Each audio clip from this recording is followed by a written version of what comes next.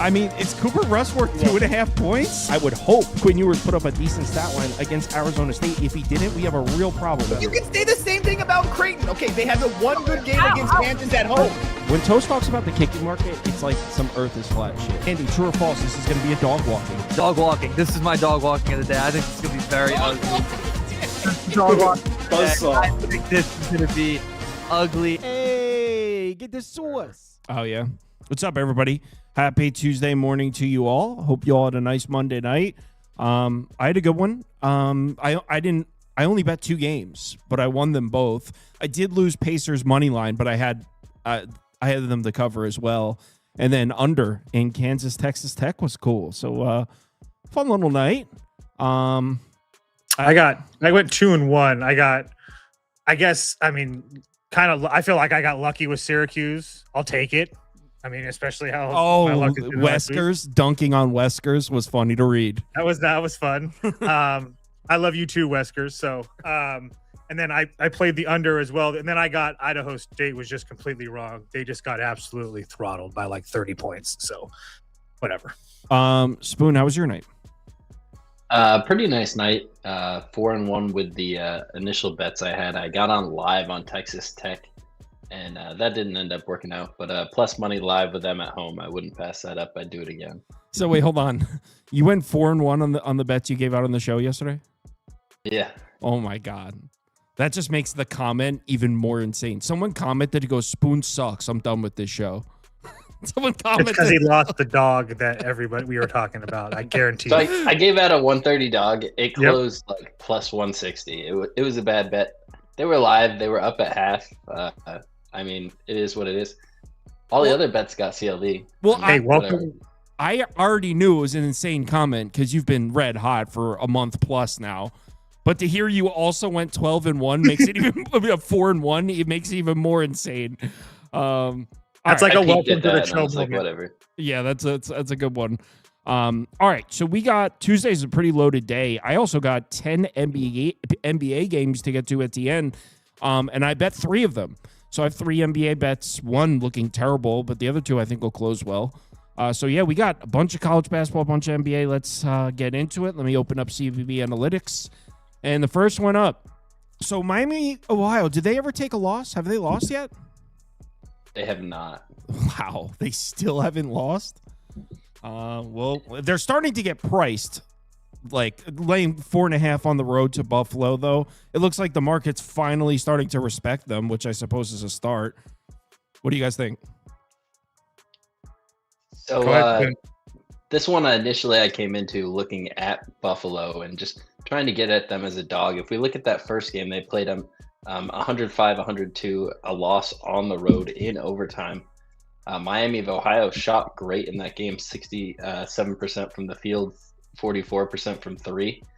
Buffalo did basically the same, 50% from 3, 55% from the field, and just 2 red-hot offenses in this game. Buffalo, there's one thing about this team. They always show up from 3. They shoot really well, but they don't play defense at all. And I don't think they can have another perfect game versus Miami of Ohio. I think the Redhawks are a much better team. And kind of looking at Buffalo, since Freitag missed a game right after that Miami of Ohio game, a really significant game for Buffalo. It seems like they haven't played their best basketball. And I just think that's a bad time of the season to catch Miami of Ohio. There's a 4 offshore, so I haven't moved on this line, but once a 4 opens up on a legal book, I'm going to take a 4 with Miami of Ohio. Leaning towards the Redhawks. Toast, do you agree?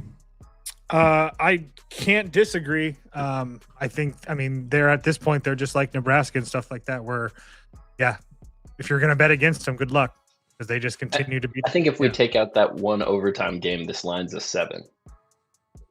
Well, wasn't there a couple games where they kind of scrambled to win at the end? Yeah. But for the most part, they've been steady the whole time, all the way through. So you can't really, at this point, they're. All right, let's skip to the next one. I'm not betting this. It's one of those ones where, like, especially if you've been betting them, then just keep on betting them, because they just keep on paying out for the most part, in most situations at least. So is this officially the worst team in the ACC against the best team in the ACC here, Boston College at Cameron Indoor? I mean, I guess if you no, I take that back. I'm standing on business. Wake Forest sucks. I'd take Boston College over Wake No, Forest. you wouldn't, dude. Yes, Oh, I would. no. I'd take Boston College over Georgia Tech too. So no, they're not the worst team in the ACC. No, they're not. All right, you want to take the plus 26.5 then? Boone, do you have something to say about that? I was Sounded like just you looking at an argument for Florida State, but I mean, they just got a couple wins at home. I guess it's not fair to take a shot at them. I think it's fair to say Boston College is the worst team at this point. Agreed. Oh, are they even last in the standings? No. You know what? Here, Well, maybe they are. why don't you try it No, on they're then? There you go. Try it on. Perfect. Because they have been playing better defensively. And again, we're getting Duke in a little bit of a look ahead spot, probably because they do have North Carolina on deck. This is like the same type of handicap I got with Syracuse yesterday. The only difference is that Boston College has been actually playing pretty well defensively. So I haven't bet it yet, but if I can get 28 or something of that nature, then I'll be taking Boston College. I gotta say, I was talking some shit, but looking at this, they are 88th percentile in defensive efficiency, and they run a super slow pace.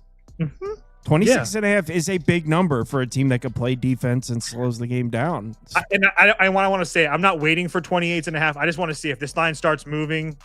We'll see what happens. But there's a very good chance I bet Boston College tomorrow. Spoon, do you have the stones? Yeah.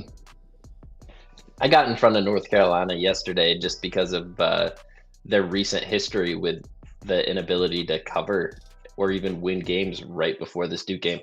Duke hasn't had that same tendency under John Shire. They've won their last couple games by double digits going into that North Carolina game. North Carolina isn't a great program. Yes, the fans get up for it and everything, but there's bigger games on the Duke schedule that are there to look forward to. So I don't see it as much of a look ahead for them. I'm not trying to fade Duke. This team's really good. Boston College is terrible. I don't see any reason they can't win by 30. I like this comment in from Sturgeon. Where'd it go? A lot of people come. Let me scroll up. About Toast's comment that Wake Forest is worse than Boston College. He goes, why don't you look at Wake Forest? What's Boston College schedule compared to Wake Forest schedule, Mr. Schedule Merchant? All right, I'm not taking Boston College, but I kind of like it's like top 25 to like 100, something like that. 104 for Boston College. Okay. Damn, I was really hoping I'd get like a 99 inside the top 100, but it's all good. Touche. Wake still sucks. Kent State, Toledo. I'm guessing Spoon selected this one because he's gone to a few Toledo games this year. Yeah, I wanted to talk about it too. And it's a pretty good game. It's a really good game. I was kind of looking at betting it right now. There's a really big question mark for me in this. Rob Whaley, the starting power forward for Kent State. This guy is a huge man, like 300-pounder out there. And Toledo has absolutely nothing for him. Looking into it, there's not a lot of public information around about it. What, is he injured? He's in concussion protocol. It's unclear whether he sustained a concussion or not, but he's now missed 2 games in a row. So what I'm going to do is hold off and wait for this game to start. If he's not in this game, Toledo lost the first game by 3 points.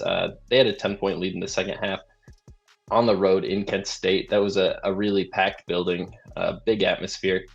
I think Toledo gets the win at home, but what brought Kent State back from that 10-point lead was just their ability to get offensive rebounds. They had 11 offensive rebounds in the second half, and just ability to extend possessions, find more points. And Rob Whaley was just a huge part of that. Kent State's best player, Delrico Gillespie, is an animal in himself. He's a center, and he's going to be hard to stop. He's probably going to get his 25 points no matter what. I'm not worried about that, but if there's 2 big guys, Toledo's going to be in a bad spot. And I'd almost take Kent State, but I'll probably just lay off it. But I'm going to wait until right before the game. It's going to be hard to get injury information on this, but Kent State does normally host a starting lineup. So I'm I'm going to go ahead and wait for that. And if he's out, I'm going to move on Toledo. If not, I'm not going to. So if Rob Whaley Jr. doesn't play, you're going to move on Toledo. Okay. Toast? I can't add anything to that. That was, yeah. All right. Damn it. It's a really good game if you like this type of basketball. Like a very You like high scoring, not a lot of defense college basketball. This is the perfect game for that. This is a fun. That's a very good MAC game. Like it's like if you're gonna watch a MAC game, that's one of the ones you're gonna watch. Spoon, let me ask you. Toledo minus 1.5. In your opinion, and I know it's tough for you to give a definitive answer here. In your opinion, is this line a reflection of Whaley not being on the floor? I don't think it's baked into the line very much. I think that's where this line would be if he was basically should be. Toledo is a 1-point dog, or Kent State is a 1-point dog to Toledo in Ken Palm right now. Right. So it being right at 1.5. The first opening line I saw for money line for Toledo was 110. So I don't think that's baked in at this point. Okay. So he's missing games. He's in concussion protocol. There's no official anything you can get out of that. He was in street clothes on the last game, sitting on the sideline. So we'll see. Okay. A couple questions. Someone asked about, are we going to do an intervention for TV Jones? Man, he bailed on us tonight. He texted us like 15 minutes before and said he can't make it. Because that's not his fault. Apparently someone on his show backed out. So I think that's what happened. And someone asked, where can they get Spoon stuff? Spoon's posts all his stuff on Twitter, which is right on the screen there at Spoon's Bets. So, all right. Ole Miss, Tennessee. This was I faded Tennessee with Auburn and lost. And then after, the coach was like, I think my guys are betting on games, sarcastically. And I'm sitting there listening to it like, motherfucker, I wish they were betting on the game because I bet against you guys and lost. Like, what do you mean? I forgot about that. Like, they covered. Fucking Rick Barnes at its finest right there. Like, you can see him look at one of his assistants, and the assistant's like, no. And he's like, oh, was I not supposed to say that? What the fuck are we doing, Rick? Like, type of thing where it's like, everyone knows it's a joke, but it's just like, dude, you know that's going viral. That's like the last thing you can say. Like, yeah. All right. So 12 is a lot of points here. Unfortunately I missed a lot of the first half of the Auburn game. Was Tennessee the considerably better team? How did that game go? yes, They were? I think so. At least in that game, in my opinion, yes. Because I guess Ole Miss is just a lot worse than I thought this year. I mean, I didn't expect Auburn to get like blown out, but I mean, there wasn't like really at any point in the game where I didn't think that Tennessee was going to not win by multiple possessions. So, I mean, Pettiford just, I mean, I don't know. I don't have the numbers. I can look them up, but I mean, Pettiford just couldn't do anything. So that's the one thing that I remember. And that's, if you can't get, if Auburn doesn't have him going, they're not going to do much. So should be a slow paced basketball game here. They're pricing Tennessee like it's Tennessee of last year. They're starting to get priced like the elite SEC team. Yeah, I mean, and they're starting to play above above my expectations. That Nick Ament kid who's a freshman is just absolutely coming out of his mind over the last 3 games. Actually like 4 of the last 5, to be honest. So if he continues like that, kind of like we were seeing with what's his name over at Illinois Flag or whatever his name is, it's escaping me right now. But like these freshmen just keep on. This is probably one of the best freshman classes that we've ever seen in college basketball. I mean, a lot of these kids are very, very good. So if this kid is just on one right now, I mean, as much as I would love to come on here and say that we got Chris Beard and the no middle defense and yada yada yada, but I really don't think this team is really good at talking about Ole Miss, and I've been wrong about Tennessee a lot, but it wouldn't surprise me if they covered this number. It would only be Tennessee for me. The way I am going based on looking at this, and I know Spoon doesn't. Wagler, yes. This looks like, based on these numbers here, we got Tennessee, who scores majority of their points in the paint. You've got Ole Miss, who runs a slow pace. You've got Ole Miss, who doesn't get out on the fast break much. Neither team shoots a lot of threes. In fact, in terms of three-point attempts, we're talking 40th percentile, 24th.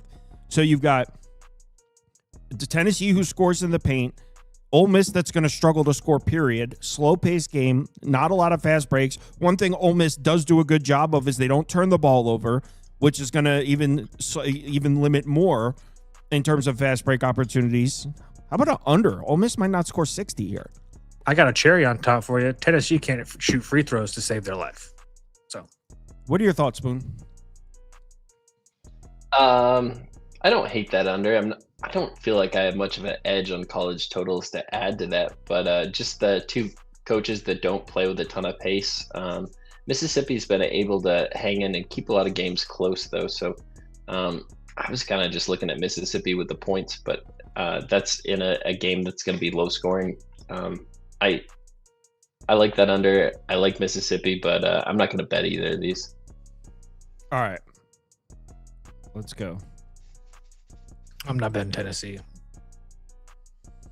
South Carolina, yeah, it doesn't sound like any of us are betting that game. I actually haven't found a college game I want to bet yet.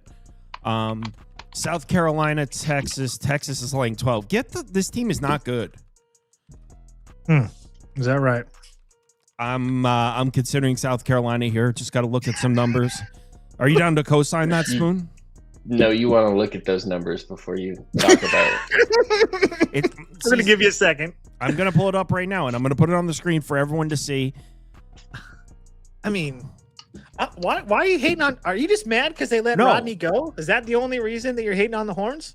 Well, it's a reason I'm down on the program, but it's not a reason that I would bet against them in this particular game. It's the fact that Texas is now being priced like Tennessee. That's fair as far as this game. I'll give you that. This team was just in a pick 'em with Oklahoma. And by the way, Oklahoma was winning. A lot better. I mean, I know that they've lost a whole bunch of games in a row, but Oklahoma's a few points better than South Carolina. This is 12. This is crazy. This team was just in a pick 'em with Oklahoma. Granted, it was in Norman. Yeah, I get that. I mean, I'm not going to actually bet Texas, but in my opinion, there's... What do I look for when I'm taking a big number, Toast? South Carolina. Slow pace. They don't turn the ball over. They don't give you easy ones. Yeah, that's fair. Man. Texas coming off the big Red River rivalry? Spoon, co-sign this right now. Oh, no, man. Spoon, you're with this, South right? Carolina's pretty bad. Like, I watched part of that Florida game. They lost by 50 points. Okay, Florida's practically an NBA team. This is Texas. K92-69 in the A&M game. 108-74 I'm betting in this, the actually. Arkansas game. Hold on. Just really quickly. Keep in mind that this same Texas team that's been, I will give you up and down, beat Georgia by 20 at home. They also beat Vanderbilt, who I know they're not very good, but at the time everybody thought they were really good. They beat them by 14 or 16 points. I mean, South Carolina is a lot worse than all those teams. And Oklahoma, they were on the road and they still won by 10. I'm just saying. Cool story. I'm betting the post 12.5.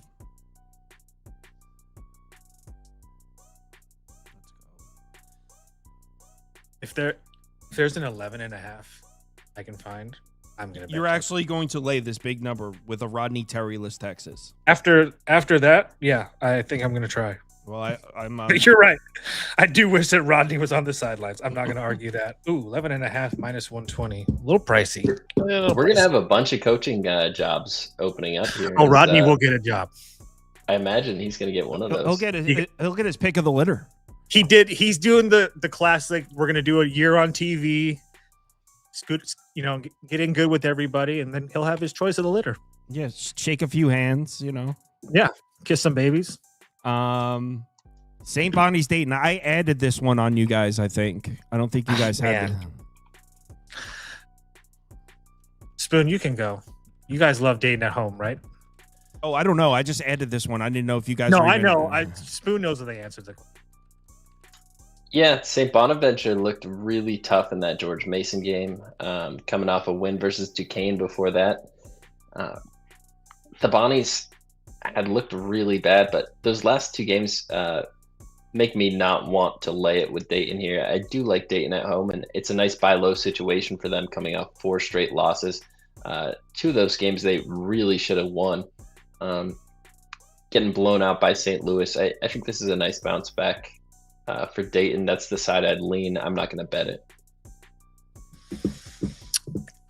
I want to take the Bonnies. I want to take them on the money line. I don't know if I can actually do it, but I feel like Dayton might be a little bit broken. So They're not good. I don't think they are. And I got them with Rhode Island, but When's the last time Dayton looked impressive though, Spoon? That's the buy low part of this. You But get then, a better number. okay.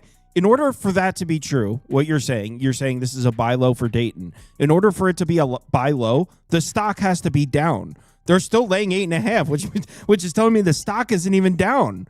It still seems like we sell here.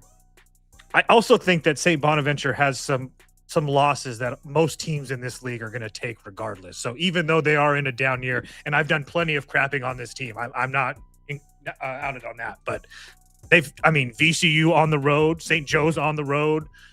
I mean, those aren't game. A lot of teams are going to lose those games. A lot of teams are going to lose to St. Louis as well. I mean, I don't know. George Mason, like Spoon said, they were in that game. A lot of that game. I don't know what the line was on that game, but they were in that game the whole time.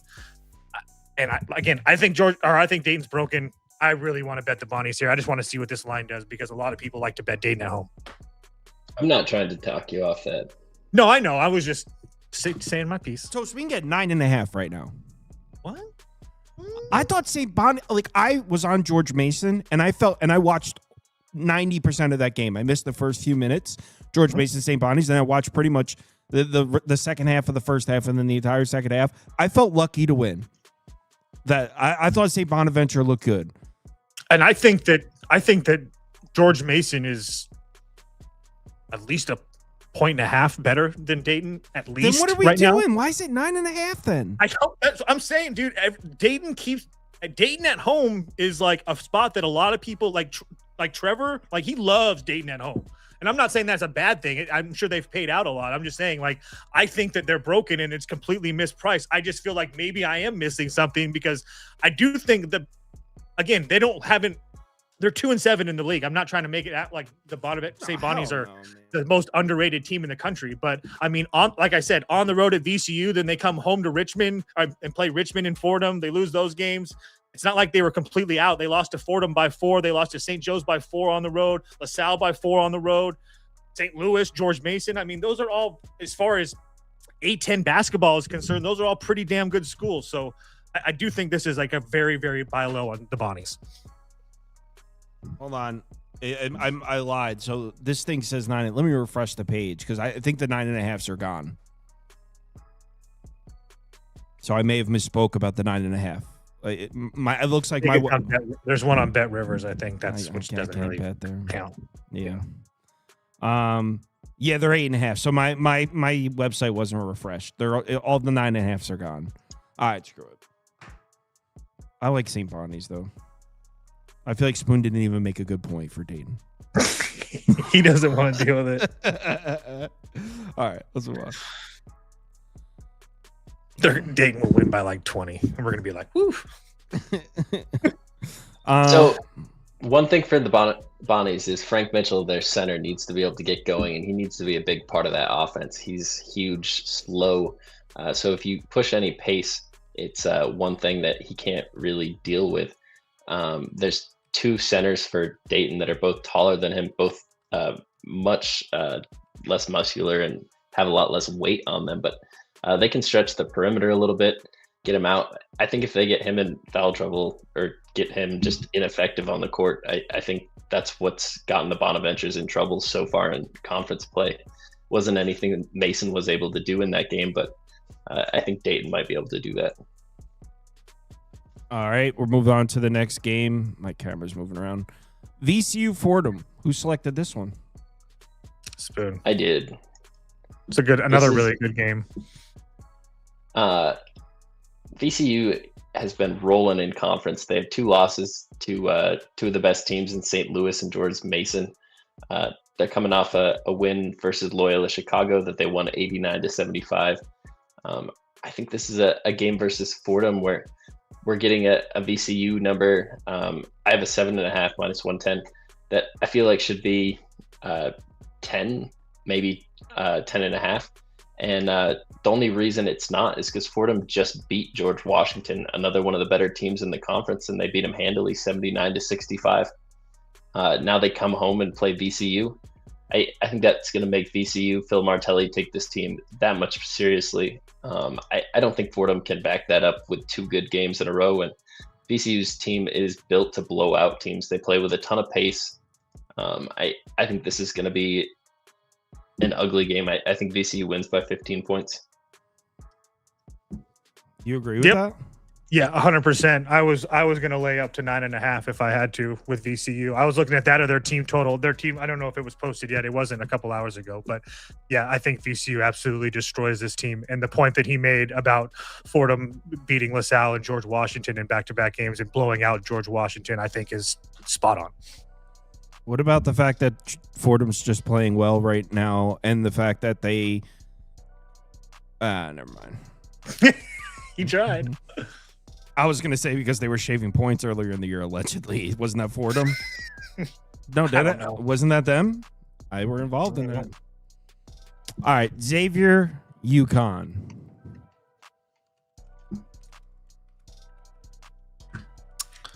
When's the last time UConn covered a number?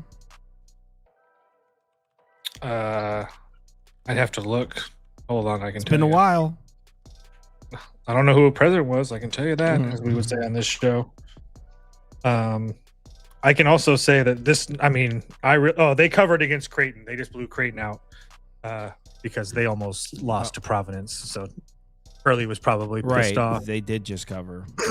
In all serious though, I do lean Xavier with the points. I think UConn is a number 1 seed most likely. If I'm being honest with you guys, I think they're honestly going to run through this Big East and undefeated and probably win the tournament as well.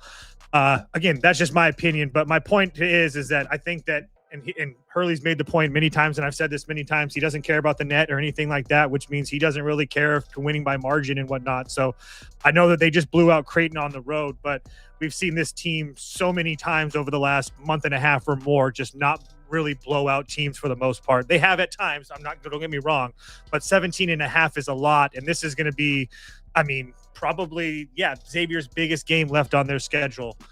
On the road in UConn. So I would assume that they're up and ready for this one. Again, I don't think that it's close, but I do think that they probably cover a big number like 17 or 18.5.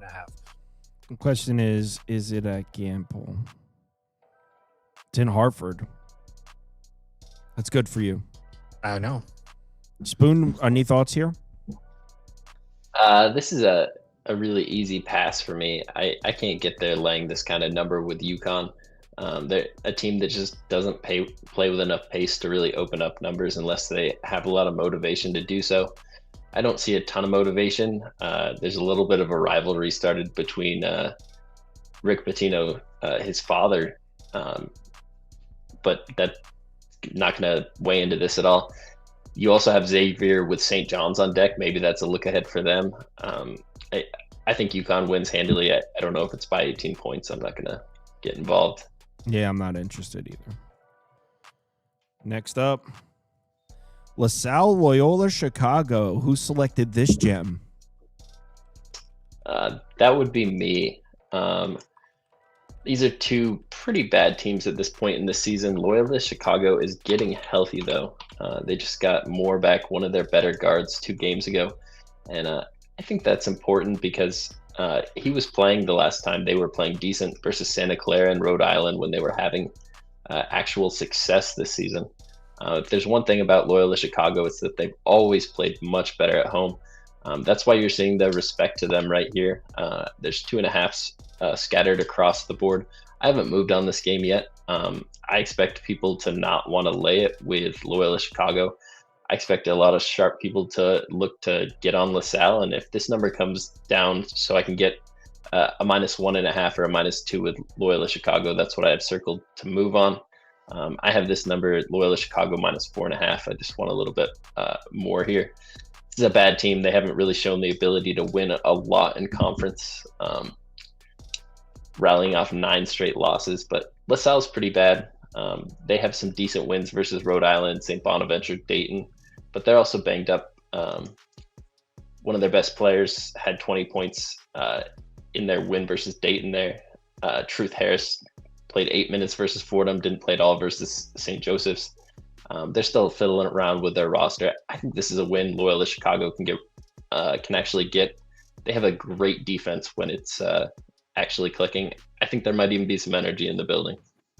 Spoon, you have a fan in the comments. He said he has changed his name to I Love Spoon, and he has even shared a wager. And I would like to hear your thoughts on his wager. He said $8,000 on UConn money line. It's $8,000 to return $8,100. He said, if you see a free $100 on the ground, wouldn't you pick it up?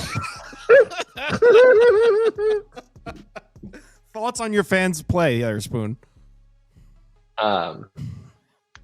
There's probably a better place to put $8,000 tomorrow, but good luck to you. I think you're going to cash your wager. Spoon, if you see $100 on the ground, wouldn't you pick it up? I agree with I Love Spoon. I think he's on to something there. Oh, did you have any thoughts on that one, Toast?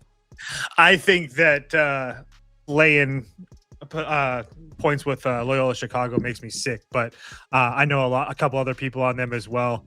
I'm not going to bet it, but if I had to, it would only be that side. But I can't do it. Spoon, it seems like Pinnacle opened up at 3 and has taken LaSalle money, so it looks like you might even get your wish of getting a 2 or 1.5 at some point. Always a little nerve-wracking going up against the line move, but if you get the best number out of it, well, yeah, it's fine. Yeah, it's tough because, like, theoretically, it doesn't make sense because it's like if I think the number should be higher, then theoretically I should expect the line to move up, but it doesn't always work out like that. So I get it. St. John's -10 on the road against the Blue Demons. I was going to say, for the record, I love doubling down on a line. Like if I get +110 and then I wake up and it's like 125, I'm like, oh, let's go. It's wrong. Yeah, I mean, I did the same thing today with Pacers. I had +5.5, and I grabbed another +6.5 before the game tipped because I really felt strongly. Now, I sweat the shit out of it, but it did cover. So, Toast, we know you love St. John's on the road. Is 10 too many, or is that in your price range here? It's in my price range. I was trying to find a way to get to DePaul because they played very, very well on the road at Xavier and ended up losing that game within the last, I was at the gym watching it, like 20 seconds or something like that. Maybe it was even a buzzer beater. I can't truly remember, but it was a close game throughout, my point.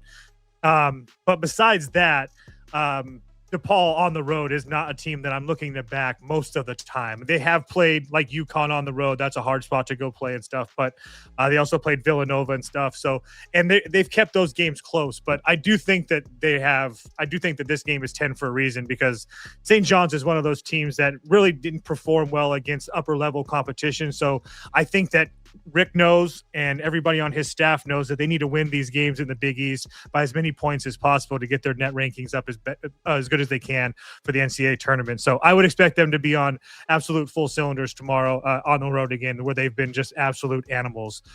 It would only be St. John's for me. I would want like 9, 8.5 though to actually bet it. Someone in the comments said DePaul is 3-1 against the spread, is 9.5 or point or more underdogs this year, which they're a good team. They're a lot better than people thought they would be, for sure. Spoon is a resident DePaul hater, too. He said, and I quote, this is not a made-up quote. He said this, I won't bet them until there's a new head coach. He said that.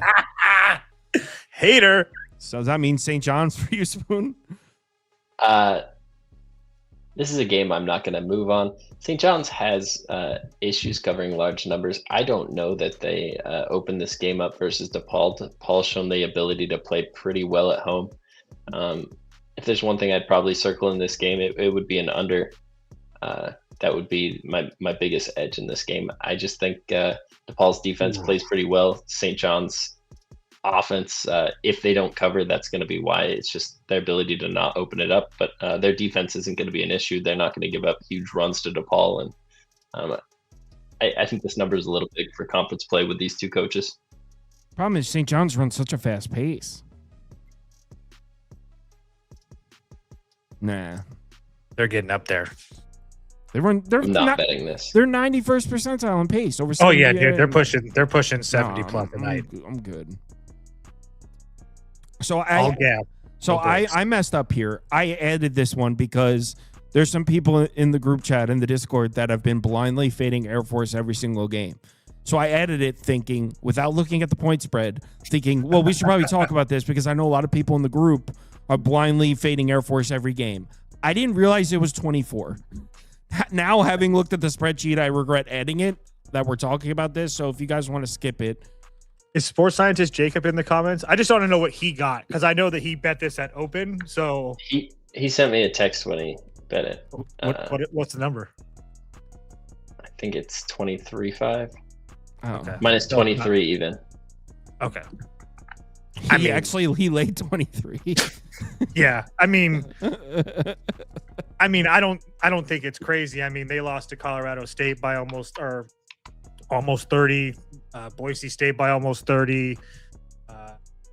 UNLV, San Diego State.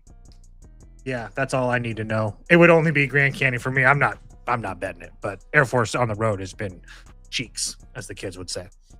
Is that what the kids say? They would say they've been cheeks. Sometimes, yeah. All right, NC State SMU. Toast has been a regular advocate for this NC State team, and they've continuously. This team has earned our respect. I didn't think they would survive the loss of DJ Burns, just as the overall intensity he brought to the program. But NC State is a wagon, man. Oh, thank you. Appreciate that. I think laying on the road at a powerhouse like SMU is a bit far, though. Okay. Let's hear what Spoon has to say. I'm pulling up the numbers. Everybody knows I'm going to keep on riding my boys. So I have my reasons, but go ahead, Spoon, if you have anything. I'm not going to get in front of NC State here. Will Wade shown the ability to blow out teams there at McNeese the last few seasons. Got himself another good job, and he's playing really well, rattling off a bunch of wins here. SMU, on the other hand, off a loss to Louisville, barely beat Florida State, one of the worst teams in the conference. They beat Wake Forest, another one of the bottom feeders in this conference. A loss to Virginia. Virginia Tech's not that great this year, a 1-point win at home. So the body of work for SMU isn't great right now. I think NC State should win this game, and I don't think it's too much to ask to have them covered by a full possession. I think it is too much to ask. Hate to see that. I think the NC State back so fast.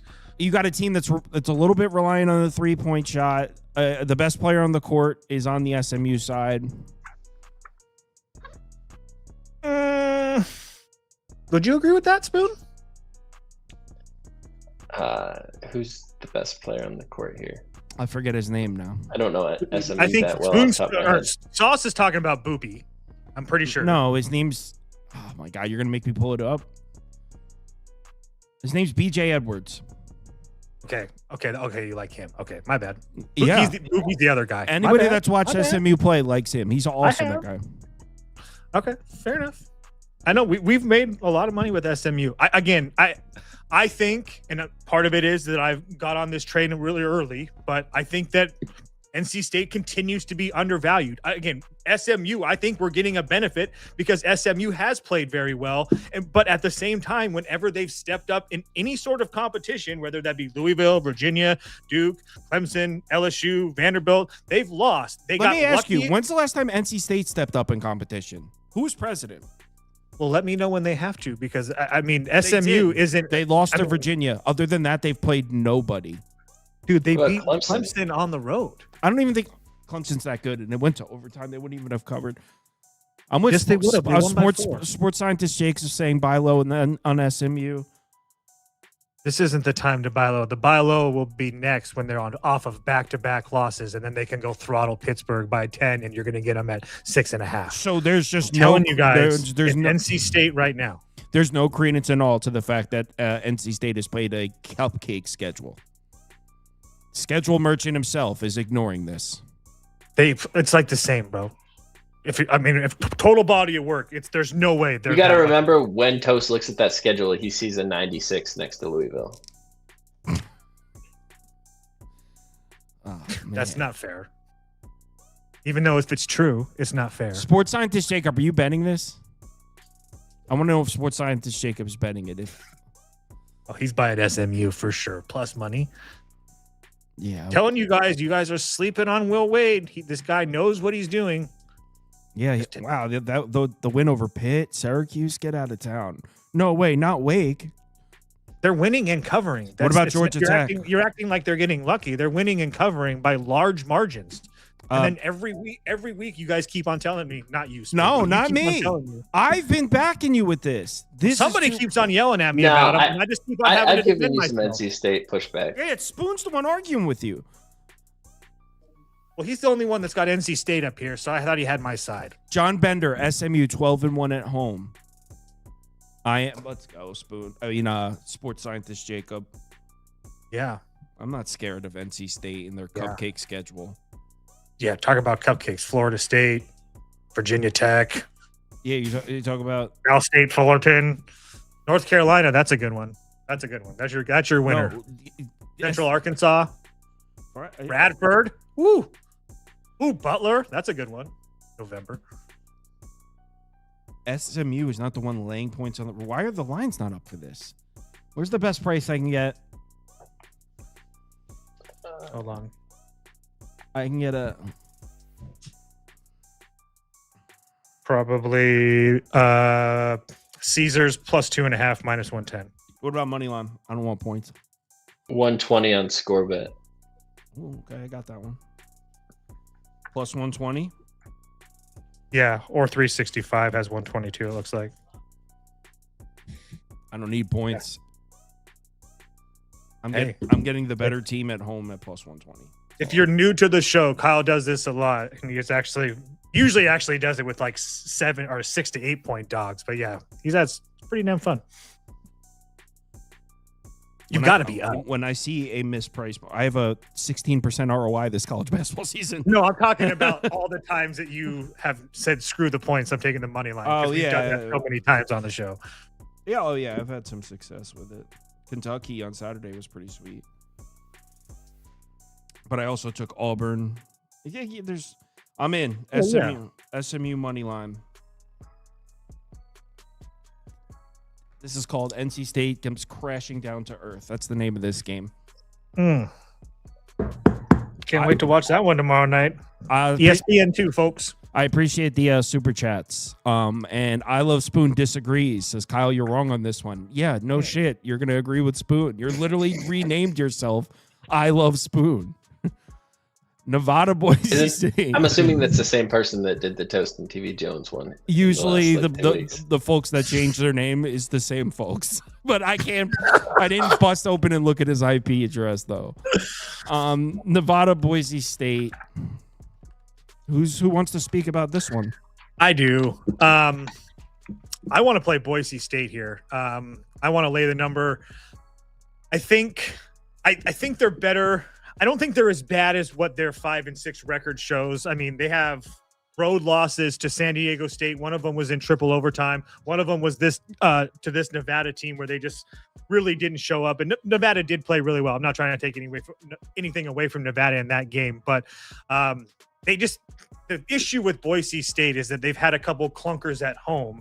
And I think that we're just getting this number. It should be, in my opinion, it should be a little bit higher. Ken Pom only has this number 3, but I really don't think Nevada is that good. They really haven't played that good of a schedule either compared to Boise State, but that's not it. It's just that everything that they do really just seems kind of lucky to me. Like the Grand Canyon win at home, like it's just an overtime win, and they needed a heroic performance to come back. And again, I'm not trying to take anything away from them, but all the impressive things usually come at home for them. And I think they're running into a Boise State team that kind of got embarrassed the other night up in Grand Canyon, and they lost that game by almost 20 points. A game that I think I've actually bet them at like 2.5. I thought that they really had a chance in that game, and they got absolutely blown out. I think they've been playing better than what their 5-6 record says they are. So I think they win this game by like 10 points. I really think Nevada is about to get throttled tomorrow. All right, this one guy has sent a $1.99 super chat like 9 or 10 times in a row. I'm beginning to think his computer's messed up. Yo, man, like close the browser out. I don't know. I hope you're willingly gifting those, and not it's your computer. That would be wild. Yeah, I don't know. It's just popping up like every 15 seconds. $1.99 super chat. Now you would think if he was giving like $20, he would have just sent a $20 one. To send 10 $1.99 ones is. I appreciate if you're really doing that. Appreciate it. Yeah. If not, maybe like shut your computer down. Spoon, what do you think? I was kind of surprised to see this number where it sits here at 5.5. Ken Pom makes this number 3, and that's where I thought it would open closer to, maybe like 2.5, 3.5. And at that number, I was interested in Boise, but we're pushing a full 2 possessions here. Nevada's not a bad team. They have shown the ability to show up on the road, so I'm not going to get involved with it. I lean Boise. I think the number indicates that Boise will definitely show up and play a good basketball game here. I like the bounce back spot after getting blown out versus Grand Canyon, but I don't want to pay a 5.5 when I thought I should have been able to get a 3.5. So he just sent in the chat message. So he is willingly doing it. So in that case, appreciate the support. Thank God. Yeah. People look like I'm. The comment section tomorrow. Kyle stole $2. No, it's looking like I'm laundering money through my own YouTube channel. Oh yeah, that's even worse. Yeah. IRS. Pitt on the road at Virginia. Oh, I added this one on you guys. You guys didn't select it. I was actually just, what is your opinion on Virginia, Spoon? Do you think they're as good as what their 18-3 record says they are? Or do you think they're just kind of playing over their head a little bit?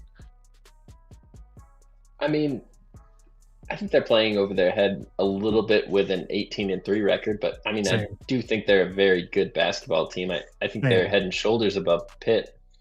That's why this number is 14. I'm not going to get involved with this. Pitt's a bad basketball team, in my opinion. Got a lucky OT win versus Wake Forest. Outside of this, I think just about any team can do whatever they want with them. They have wins versus Georgia Tech and Wake Forest in conference. I don't know if they get many more wins. Virginia, we're having this conversation about how good are they. They're going to be doing that when they go to put them in the bracket. So these are the kind of wins you need to get.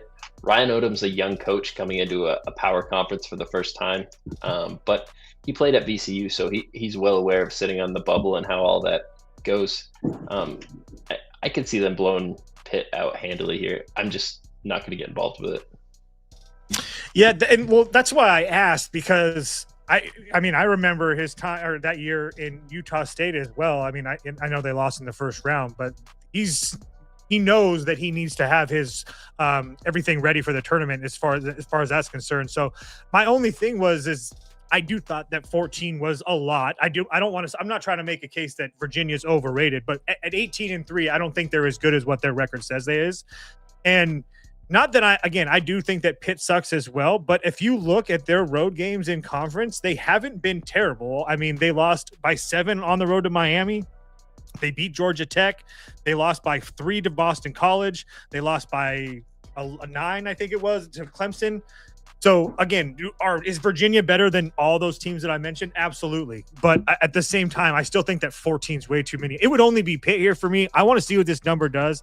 If Virginia takes a whole bunch of money and I get like a 15.5 or something, maybe I fire. That number is a very large number for a Virginia team that I don't know if they're that good personally. Wesker says 14 is too many. If that makes you more confident, Toast. Oh, we should do it together, Weskers. Well, you heard Mr. Weskers. You should leave the Syracuse capping to him. That's fair. And congratulations on getting in to school, by the way. I added this one on you guys too. St. Louis. I feel like we've been talking about every St. Louis game, so why not keep it going? St. Louis laying 9.5 on the road. They're priced as an elite team in this conference because they are the elite team in this conference. And I don't know too much about Davidson, but I've seen St. Louis. I've watched several St. Louis games. man, when that kid's shots falling from outside, they're very, very tough to beat, and they can open up the game at any second. What do you guys think of this Davidson team? Have you gotten a chance to watch much of them? Yeah, I've seen him a few times. I don't see how you step in front of St. Louis at this point. I think that George Washington, which is a team that played this St. Louis team close recently, is much better than this Davidson team. So it's more or less if the 3-point shots are falling. But I mean, I don't know. There's no case that I could make for Davidson in this one where I would actually feel confident in this game. I think that it's going to be really hard for them to slow this St. Louis team down, and that's how Davidson likes to play. And if they're not going to be able to slow this team down, I mean, this game could get ugly really fast. So it would only be SLU for me. There's no chance in hell I would take the points with Davidson. No chance in hell. No. Those are bold words, Spoon. Do you think those words are too bold? Let's hope he agrees. I agree with that. Davidson, their defense kind of slacks off the three. If you look at the tendencies for the teams that play them, they shoot a lot of threes and have a higher shooting percentage than they usually do. So that's a bad recipe to play St. Louis. I was looking at laying the number with St. Louis here. I don't even really feel like it's that inflated for them being 21-1, only laying 9.5 points to Davidson. This Davidson team has lost a couple ugly games already this season. 70-45 versus Rhode Island here at home. VCU 75-69. They played a tough one. I just think this is a spot where I could only be on it with St. Louis. It's 9.5. I don't need to have that on my card at this point.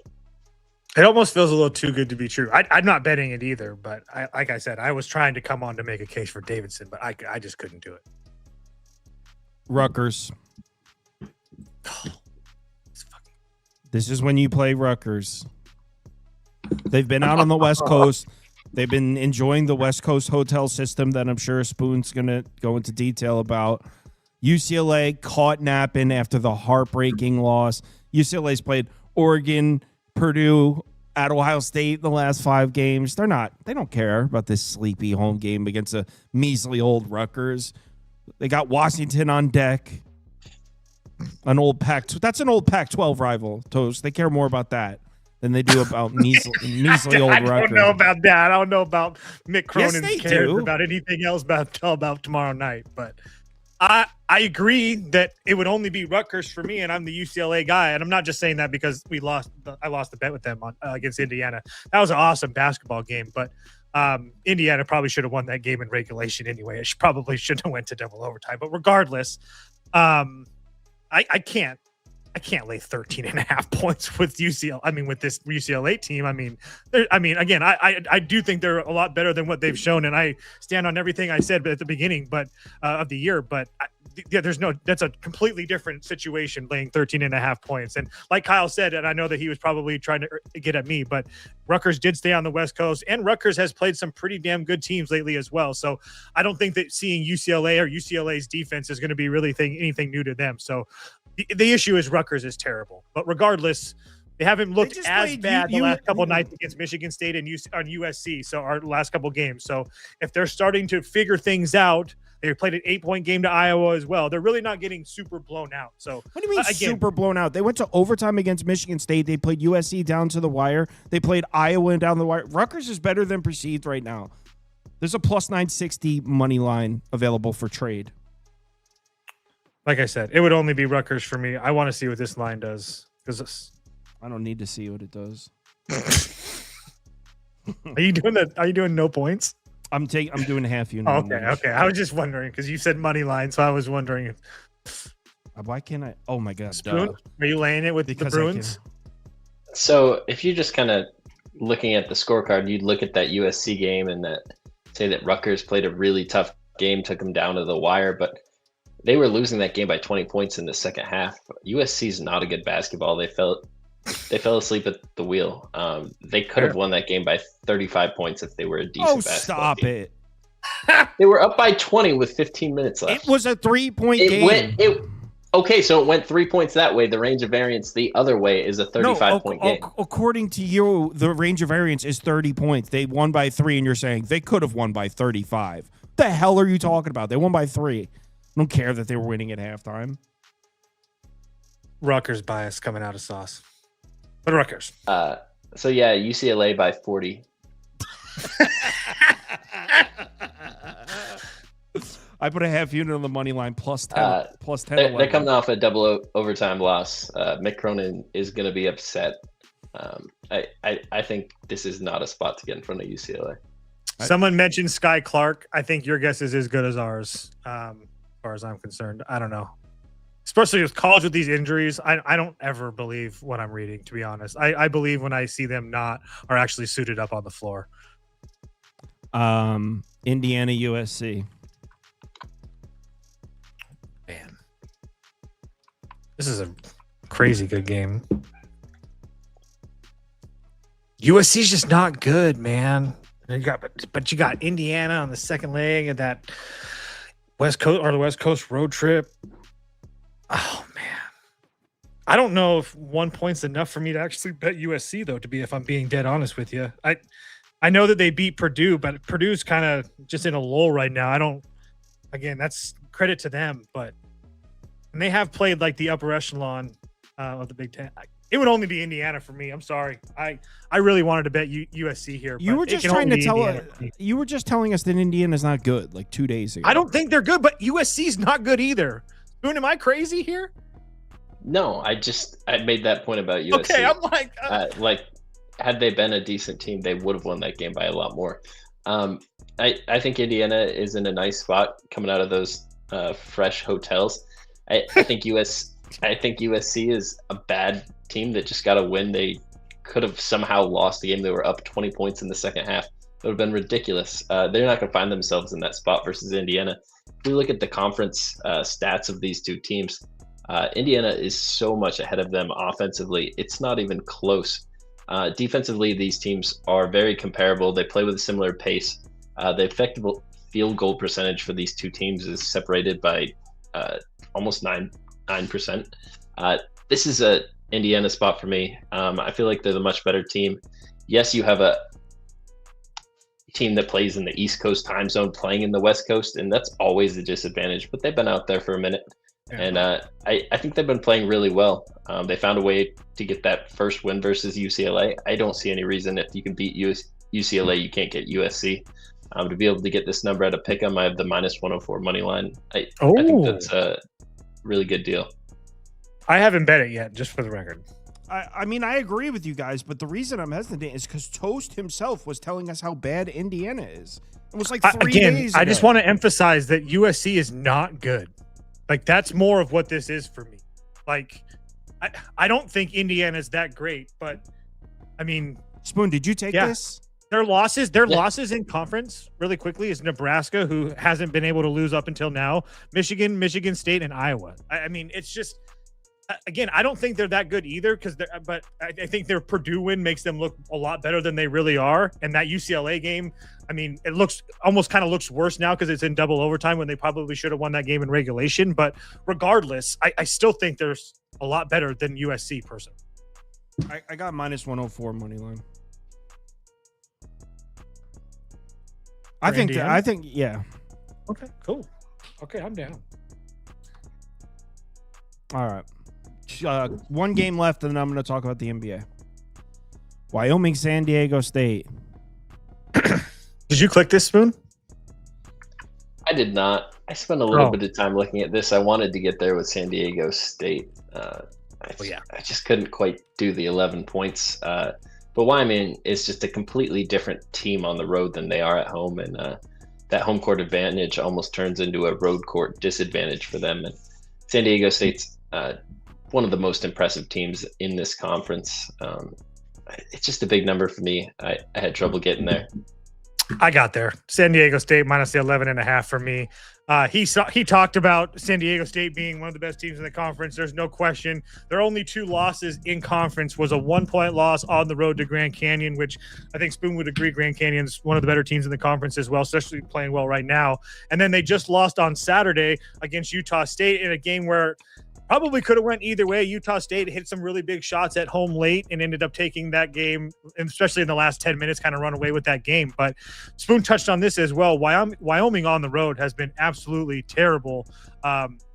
they beat Air Force, who doesn't, as we talked about earlier in the show, but a 20-point loss to New Mexico, an 11-point loss to Nevada, a 3-point loss to Fresno State significantly worse than San Diego State. And then that Utah State team that we just talked about, they lost to by 30 on the road. So I just think that when Wyoming sees a good team like San Diego State on the road, they're going to get smashed anyway. And you have San Diego State off of a road game against one of the upper echelon teams in the conference where they probably feel like they should have won that game.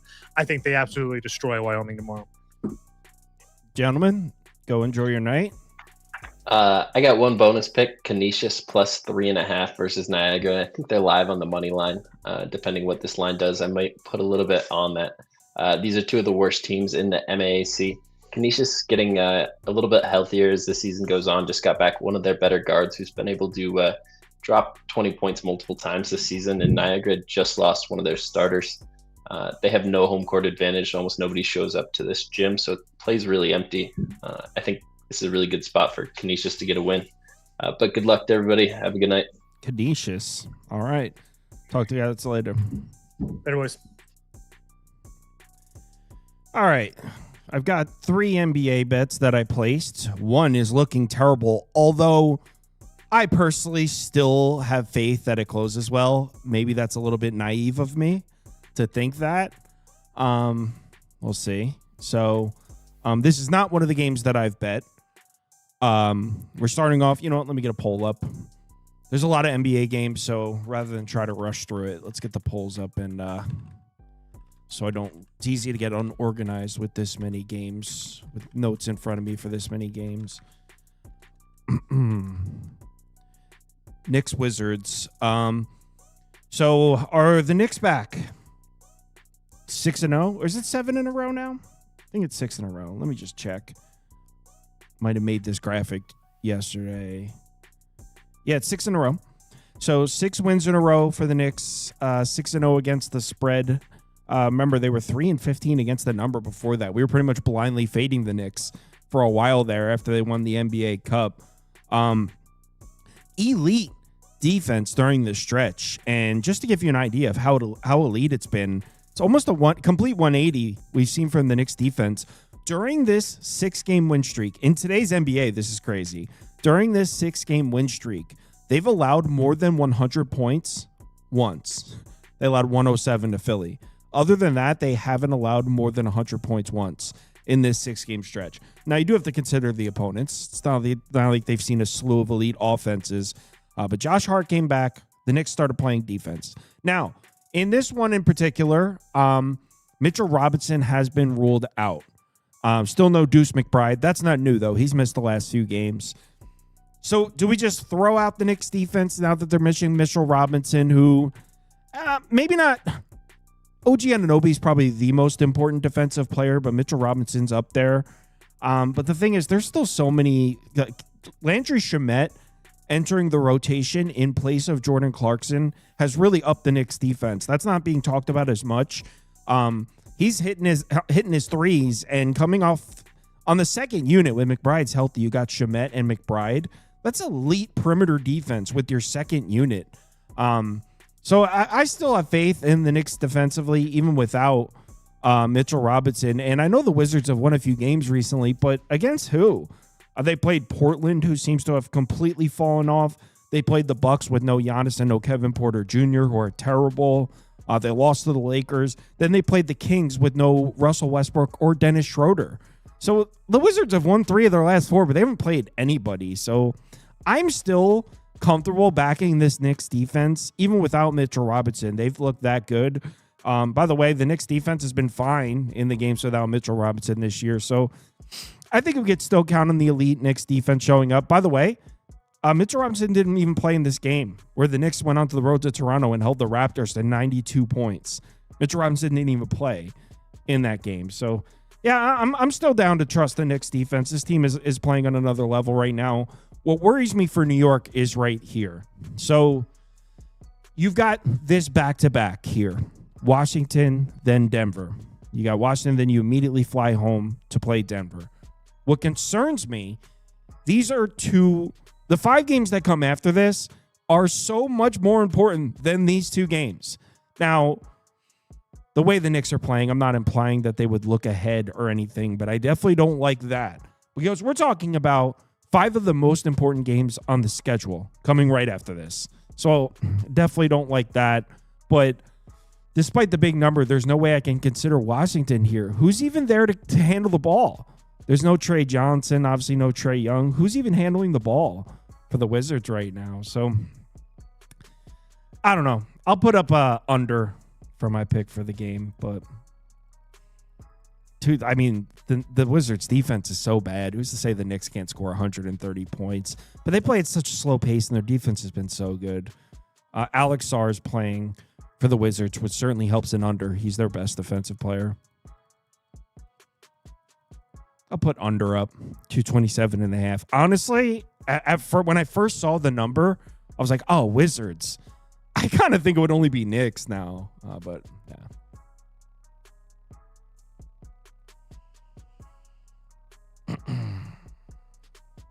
All right, Denver, Detroit. This is the terrible bet I placed, or I should say a bet that's looking terrible at the moment. Still plenty of time for this to swing. So I took under 225.5. It shot up. You can now get a 228.5. So it shot up against me in a major way. I do think it's going to come down. In fact, we've already seen Pinnacle come back down to 226.5, so we'll have to wait and see. But as of right now, it's looking like I placed a bad bet here. So these two teams just played. It was on the road in Denver. No Jokic. Jamal Murray actually got fouled down 3 with 0.7 seconds left and missed one of the free throws. That's how that game ended. So we just saw the Nuggets play. I'm sorry. This wasn't Denver. We just saw the Nuggets play the Pistons tough without Jokic on the floor. Since Jokic has been back, we've seen 2 pretty solid performances from the Nuggets. Real good game against the Clippers. And then they battled Oklahoma City. The Thunder just couldn't miss a 3-point shot in the third quarter. I think the Thunder were 8 for 10 from 3 in the third quarter of that game and just kind of extended a lead out there. The point I'm making, though, is it's not like the Nuggets played poorly. I think so we'll get to my bet. I bet the under. The Nuggets have been the slowest paced team in the NBA over the last month. They've been super slow. I think they're actually 30th. They've been like 94, 95 possessions, super slow. The question is, now that Jokic is back, are we going to see Denver pick the pace up? Now, you look at the full season numbers. The Nuggets have run a faster pace with Jokic on the floor. But Jokic has been back for 2 games, and we haven't seen the pace come back up yet. So part of me looks at this and say, you know what? I don't really care what kind of pace the Nuggets were running in October and November. Right now, they're running a super slow pace, and we've seen Jokic come back, and they haven't picked up the pace yet. So I personally think we're going to see a slow-paced game, and we've seen Detroit struggle in these types of matchups. In their last 6 games they've played 6 games against slow-paced opponents since January 1st. In those 6 games, they're just 1-5 against the spread with an offensive rating of 110.4. So even though I don't particularly love Denver defensively, we've seen the Pistons offense look stale when they're forced to play in the half court. So I kind of think the Nuggets could play a good defensive game here. I don't think the Pistons are an overly great offensive team. I like Detroit in other aspects. In terms of Denver, I don't think we're going to see Christian Brown. He's listed as questionable. I'm not sure, but based on what I read, I don't think he's going to play. And Denver has been better defensively, but their last 10 games against above average offenses, they do have a 118.6 defensive rating. But to even consider the Pistons to be an above average offense on the season, yes. But when you actually look, when they play these slow paced games, it doesn't look very good. So I don't really trust the Pistons offense. And I think Denver's able to give them problems. Now, on the other side, we know Denver's elite offensively, right? I mean, they're actually the most efficient offense in the NBA in the full season, and now Jokic is back. So we know that the Nuggets have an elite offense. Well, Detroit's been elite in these games. In their last 8 games against good offenses, they're 7-1 straight up, 5-3 against the spread with a 105.2 defensive rating. That's against Denver, Houston, Boston, the Knicks, Cavs, Lakers, Hornets, Celtics. So Celtics twice. So The Pistons defense is arguably the best defense in the NBA, and they rise to the occasion against these good offenses. The battle under the basket should be awesome here between Stewart and Duren and Jokic and Valanciunas. I think we're going to see a slow-paced game. I think we're going to see some good defense. So it's looking like a terrible bet, but I did take the under in this one. The Nuggets, they've been one of the slowest-paced teams in the NBA. And if the Nuggets stay at this same pace, there's no way we get to 227. Now, there's a chance we just see a fast-paced game, and in which case I'll have to sweat it out. But if the Nuggets don't pick up the pace, I should be in good shape here with this one. So, yeah, the market hates it, but...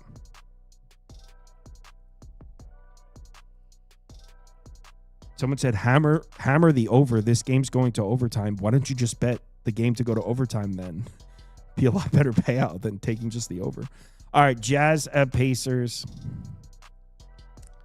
Shout out Pacers.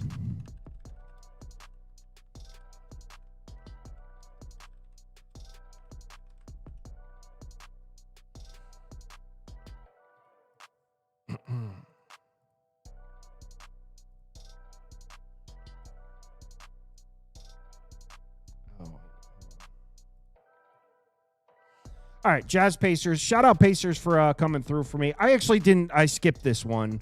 So the Pacers haven't been good on these. They're 2-5 on the year on the second leg of back-to-backs. They've actually lost 3 in a row, though. So 0-3 straight up, 0-3 against the spread in their last 3 back-to-backs. As I said yesterday, I think the Pacers are a lot better than people think right now. On the season, they're one of the worst teams in the NBA in terms of the record. But if you just look since they've gotten healthier, they haven't been that bad at all. They've been covering numbers. They're above 500 in their last 13 games. So there's no Kaishan George. There's no Nurkic in this one for Utah.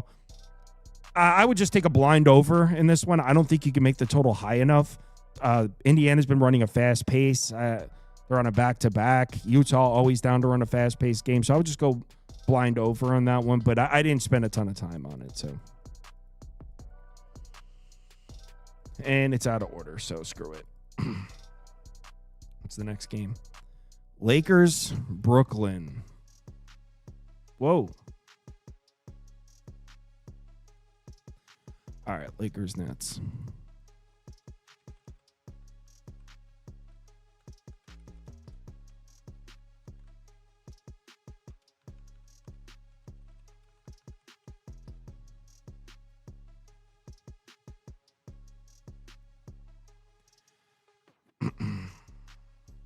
All right. So there is a possibility we get Austin Reeves back here. He's listed as questionable. I'm not sure how much that moves the needle right away. He hasn't played in a long time. He's been out 3 months. So in terms of this game right here, I don't think it really matters. Even if he does play, most likely on some kind of minutes restriction, and who knows how much he moves the needle in his first game back. So cool for the Lakers, but as far as this game, I don't think that really moves the needle. Nets are definitely healthier, though. Looks like Noah Clowney's going to be back for this game, and Zaire Williams is going to be back for this game. 2 guys that have been banged up and 2 guys that have been missing time. So the Nets are definitely healthier. And I got to say, I think we're looking at the ultimate buy low spot for this Brooklyn team. They've been terrible. Like, legitimately, they've been the worst team in the NBA over the last 10. But I think we got to cut this team a little bit of slack. Yes, they've been terrible. They're struggling to score points. They're struggling to make stops. I mean, this team, let me just fast forward 2 slides here. This team has been on the road for damn near a month. How many home games have they played in the last month? 3. They played 3 home games in the last month. This team's been flying all over the country for a month. I'm not implying that the Nets are a good team in any way.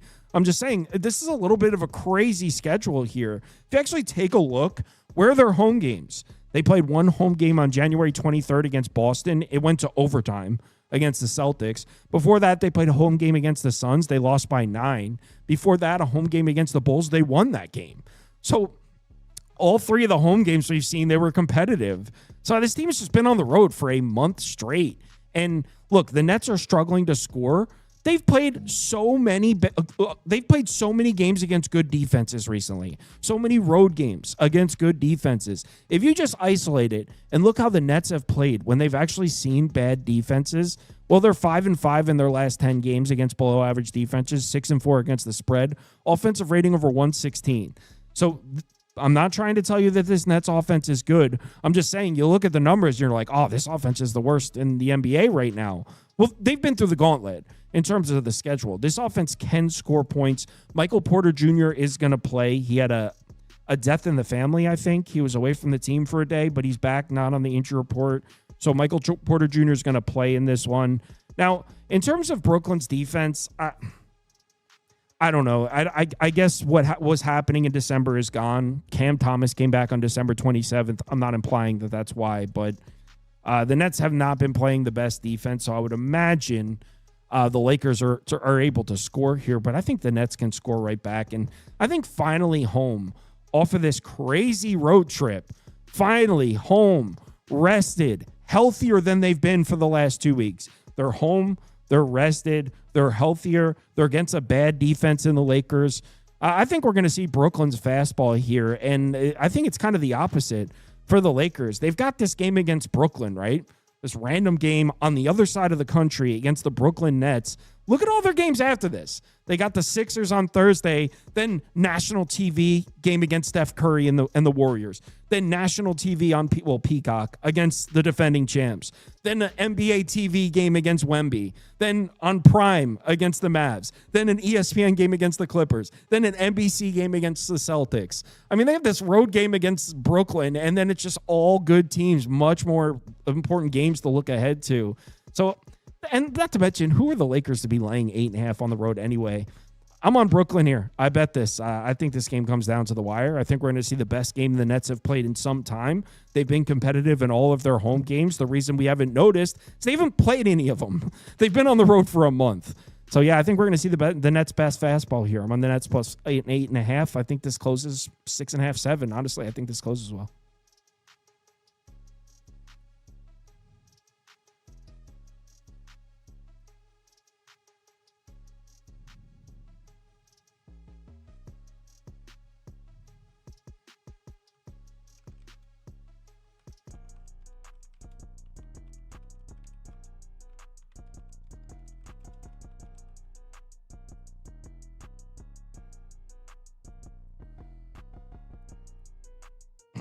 Okay.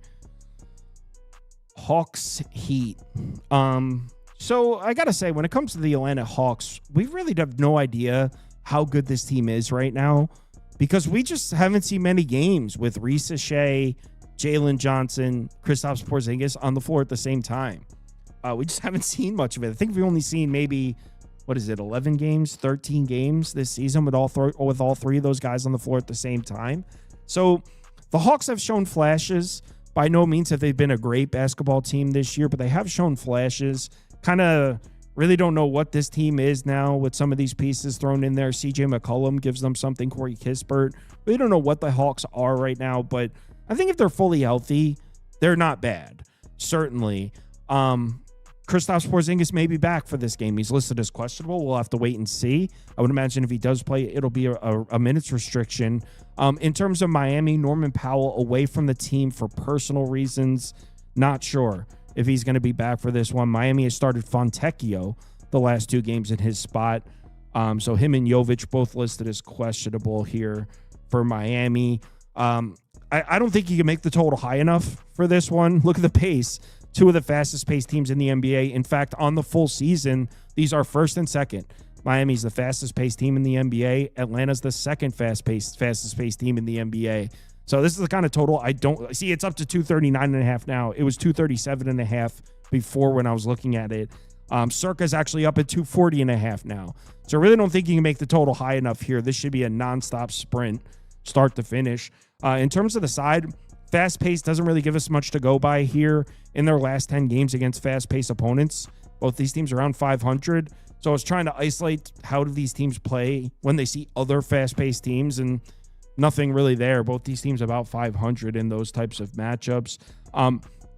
To me, what I'm looking at is Porzingis. Is he gonna play? And if he plays, how many minutes? And the reason that I think that's such an important factor of this game, we just saw, check this out. We just saw, I don't have the numbers written down actually, but We just saw the Hawks get dominated on the boards in back-to-back games against the Pacers and Rockets.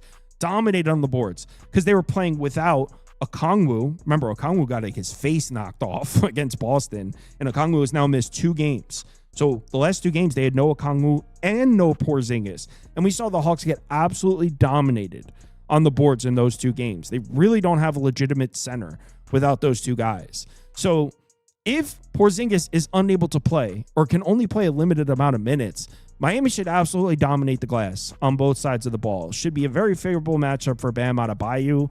Miami should control the boards in this one. In fact, based on what we saw the Hawks just do in those last 2 games, they lost by almost 20 to the Rockets and then got beat by the Pacers.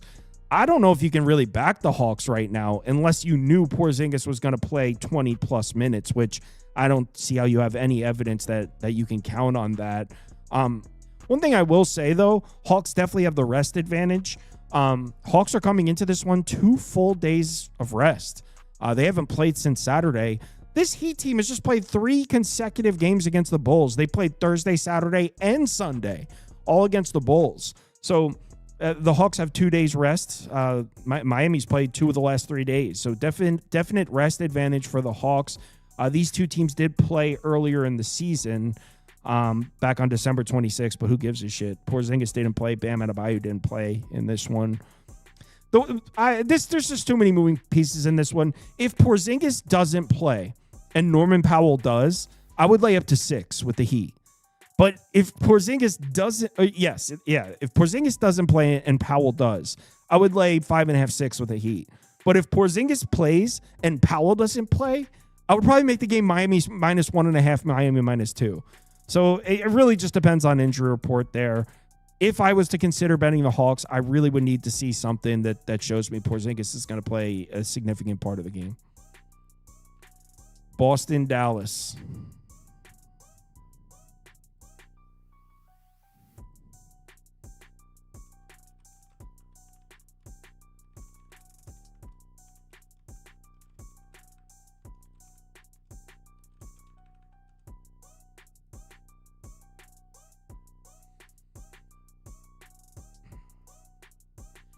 All right. So obviously Boston's the healthier team here. No PJ Washington, obviously no Kyrie Irving, Anthony Davis, Derek Lively. That's not new. Brandon Williams also on the injury report listed as questionable. That's new. He just got injured, I believe, in their last game. So Dallas dealing with some injuries here. Boston, outside of Jason Tatum, I don't believe they have a single injury. So Boston definitely the healthier team here. I got to say, though, when it comes to the Celtics, I think we have to consider the schedule a little bit. They've been great. In the last 10 games, they're 3rd offensively, 4th defensively. So they've been elite. But who the hell are you serious with this schedule? Who the hell is that? Are you serious with this schedule? Who has this team played? I mean, the graphic says last 24 games. I cropped it out, so it only showed their last 7. What are we doing here? The Pacers, actually, they played the Pacers right before the Pacers got good. The Pacers started picking up right around there. The Nets didn't cover. The Bulls lost. The Blazers look awful. They didn't cover. The Hawks lost. Then the Kings. Then the Bucks with no Giannis. And are you kidding me with this? This team has played legitimately no one. So, look, shout out to Boston for putting up efficient numbers, but forgive me if I'm not throwing them a parade for it. They haven't played anybody. They played the easiest schedule in the NBA. Literally the easiest. They're 30th in strength of schedule in the last 10 games. And you might be thinking, well, Kyle, Dallas isn't good. And maybe a little bit of that is true. But one thing you got to give Dallas, they can play some defense. This is an above average defense. In fact, on the full season, this team is 10th in defensive efficiency. And where specifically does Dallas play defense? At home and in the big games. In their last 10 games against offenses with an offensive rating above 116. So this is basically against top 10 offenses. In their last 10 games against top 10 offenses, they're 5-5 straight up, 7-3 against the spread with a defensive rating of 112.6. So not only has Dallas played solid defense over most of the season, But they play great defense when they see elite offenses. This team rises to the occasion defensively. This is a defense I trust. And specifically, what does Dallas do on the defensive side of the ball? They put a ton of pressure on the perimeter. They do not let you get three-point shots off. In fact, on the season, they've allowed the fewest three-point shots. First in frequency, first in efficiency. So I like this matchup for Dallas defensively. This is a Boston offense that's extremely reliant on the three-point shot. This is a Dallas defense that puts a ton of pressure on the perimeter and doesn't let you get those threes. Now, we know Dallas has been considerably better at home this year. They have lost 3 in a row at home, though. They're 0-3 straight up, 1-2 against the spread. As a whole, they've been much better at home. Tough to rely on the Mavericks to give you consistent scoring. In their last 6 games, the offense has been really shaky. 109.6 offensive rating in their last 6. In fact, of these 6 games, the only good offensive game they played was against Charlotte. Cooper Flagg was 20 of 29 from the floor with 49 points in that game. He actually broke the record for a teenager in the NBA. He had 49 points in the Hornets game. Outside of that, this Mavs offense has been consistently bad. But I think their defense, the way they play at home, and the Boston's not even covering against the easiest schedule in the world. I think it's a sell high on Boston. It's also the first leg of a back-to-back for the Celtics. Not that that necessarily means anything. It's not like they've been looking ahead to Houston or anything. But yeah, I think this number should be 6.5. So I got +8. I wouldn't be surprised if it closes at 6.5. I'm personally, the bet I place is Dallas +8. You can still get that. It's mostly 7.5 now, though.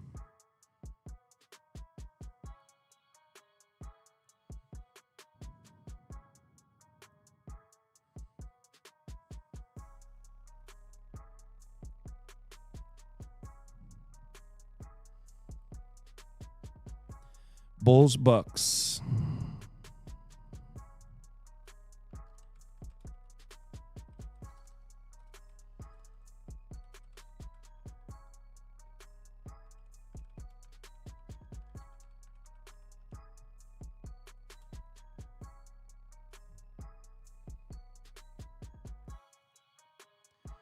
All right. What do we got for Bulls, Bucks? So still no Josh Giddey. There's a lot of injury concerns here. Let me refresh the page. So yeah, Josh Giddey out. Zach Collins still out. Kevin Huerter questionable. Jalen Smith questionable. Julian Phillips questionable. And then of course on the other side, no Giannis, no Kevin Porter Jr., and no Gary Harris for the Bucks. This one's kind of a mess. I personally think that the Bucks without Giannis and Kevin Porter Jr. need to be priced out as one of the worst teams in the NBA. That's why I bet the Wizards +3.5 the other night. The idea of the Bucks laying more than a possession on the road was crazy to me. Now they're catching 3 at home from the Bulls, so it seems like the market is agreeing with me that the Bucks are terrible without Giannis and without Kevin Porter Jr. Look, maybe defensively you could still believe in them a little bit. They still do have Bobby Portis and Miles Turner, so they can still put up a fight defensively, but where have they struggled? On the 3-point line. And this new look Chicago offense, granted, no Giddey, but this is still an offense that kind of rocks from the inside out. You got Jalen Smith on the perimeter. You got Vucevic on the perimeter. Everybody on the floor can shoot threes, and they're launching a lot of them. In the last 10 games, they're second in the NBA in three-point frequency, second in efficiency. This team's taking a lot of three-point shots, and this is a Milwaukee Bucks defense that allows more three-point shots than anyone in the NBA. So, I mean, it's not a bad matchup for the Bulls. I really don't know what to think of Chicago. They 1-4 in their last 5 games. 3 of those games were against the Heat. Before that, they were 4-1. You would think this is still a team that's playing for a postseason where Milwaukee probably isn't. Milwaukee 1-8 in their last 9. It's not looking great. What makes it a little tough, the Bucks have played the tougher schedule recently. I don't know. I'm just rambling here. I don't know. I did almost take Chicago -2.5 at open. Looks like that's gone. It's up to 3.5.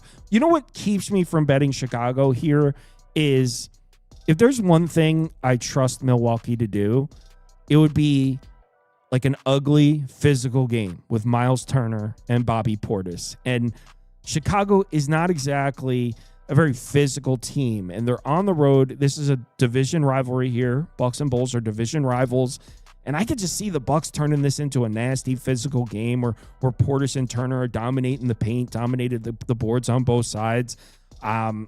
Vucevic, the way he works, I could actually see Miles Turner giving him a lot of problems. So I actually think there's a path to the Bucks turning this into an ugly game. And now that it's above 3, I don't know. I'm not even going to put a graphic up. I'm not sure. I originally thought Bulls. The more I looked at it, the more I was like, at above 3, I kind of lean Milwaukee. I didn't bet the game. Orlando, Oklahoma City.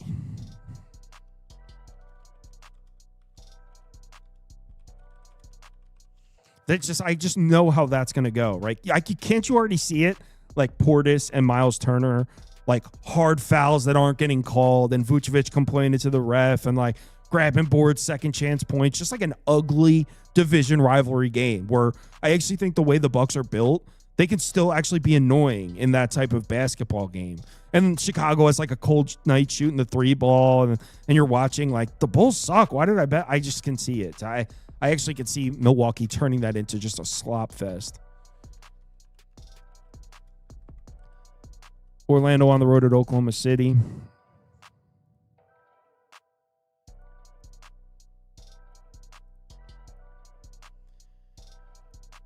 Okay, so still no Franz Wagner. That's the bad news for Orlando. But the good news is Jalen Suggs is back to playing full minutes. He's fully back. They kind of ramped him up for a few games where he played like 19 minutes, then 23 minutes, then 26 minutes. It looks like he's fully back. So that's good. And outside of Franz Wagner, Orlando is fully healthy. The Oklahoma City Thunder cannot say the same thing at all. What in the hell is this here? So what you're looking at is the Oklahoma City Thunder current injury report. I don't know. You try to take a look at this matchup, and first of all, betting Oklahoma City has been just setting your money on fire recently. They're 1-4 against the spread in their last 5, 5-10 against the spread in their last 15. This has not been a lucrative team to bet this year, especially recently. And then when you take a look at the matchup, it's like, all right, well, on paper, Oklahoma City should be a really really challenging matchup for the Magic. This is a Magic offense that likes to get into the paint, get into the basket, get to the free throw line, right? They like to attack the basket. Well, Oklahoma City is arguably the best interior defense in the NBA. So on the road in Oklahoma City, on paper, this is a nightmare matchup for the Orlando offense. But, okay, this is the number 1 interior defense in the NBA. Guys, Chet Holmgren, Isaiah Hartenstein, and Jalen Williams are questionable. That's all 3 of their bigs. So are they still an elite interior defense if all 3 of their bigs don't play? I would assume no. It's kind of tough because this would be such a tough matchup for the Magic if those guys are playing. I don't know if they're playing. They're all questionable. Also, where is Oklahoma City struggling? In fact, where's Oklahoma City? What has been the weakness of this Oklahoma City team for 2 or 3 years now? The boards. They struggle on the boards. You can out-rebound this team. In fact, most teams do. Well, if they're missing their bigs, Orlando's really going to dominate the inside. I mean, Wendell Carter Jr. should be eaten in this game if 2 of those 3 guys are out. So there's just too many moving pieces here. I'm sure if you really dove into this one and took a look at what was written and what was said and took a look at some injury history, who has played through this type of injury on this type of rest, and tried to string together a projected rotation for Oklahoma City, I'm sure you could probably find a really nice bet somewhere in this game, but I didn't take the time to do it, so I'm good on it.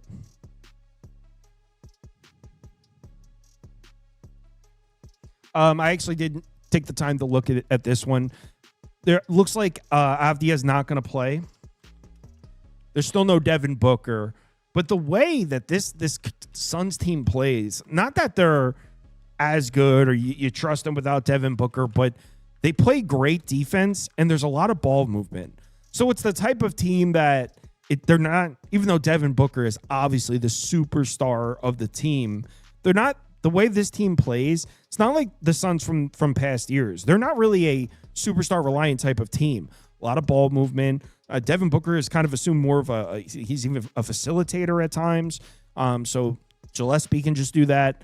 So the Suns are not just a blind fade without Devin Booker is the point I was getting at.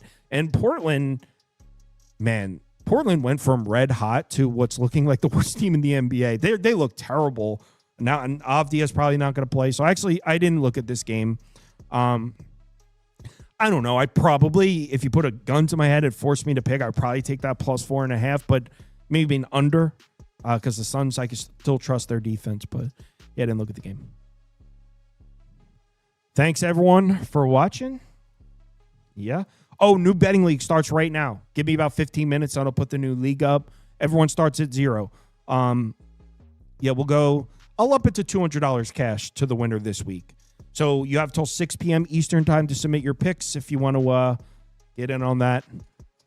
Give me about 15 minutes, and I'll put it up so you guys can post your picks. 6 p.m. Eastern time is the deadline. Everyone, thanks for watching. See you all tomorrow. Later.